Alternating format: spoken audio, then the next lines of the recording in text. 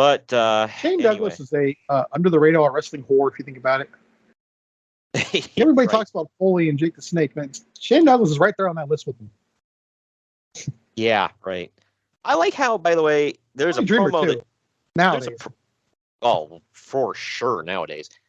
There's a promo that Shane Douglas cuts on this very show where he says something about ever since I got back from Cartoon Land, talk about WWF. It's like in '97 they were pretty, cashed that check though, didn't he? yeah, right. Like in '97 they were kind of out of the cartoon era, whatever. They were full on with Vince Well, he Russo was there booking at that in point. late '95, early '96, I Right. believe.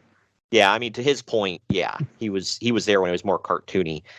But man, his failure kind of, from reports of everybody, kind of fell on him.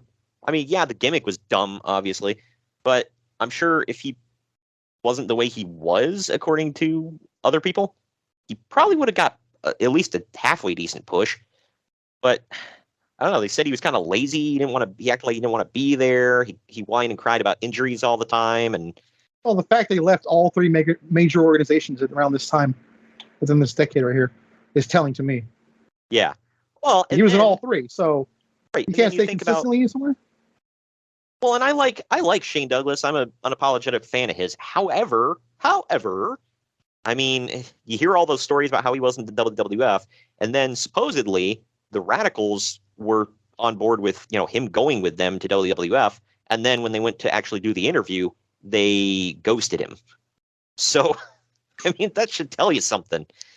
It's like maybe he's just hard to work with. I don't know, man. I think the same thing applies to Miro nowadays too.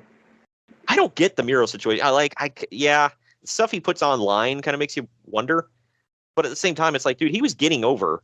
It's like, was he that big of a backstage distraction where Tony Khan's like, oh no, we're gonna let you sit at home forever, even though you were getting over and people liked you. No, just sit at home. Like that just reeks of Tony Khan doesn't know what the F he's doing yet again. But no, I think he's 3 years running Booker of the Year or some crap like that. Yeah, the nephew said. Yeah. Oh well, God.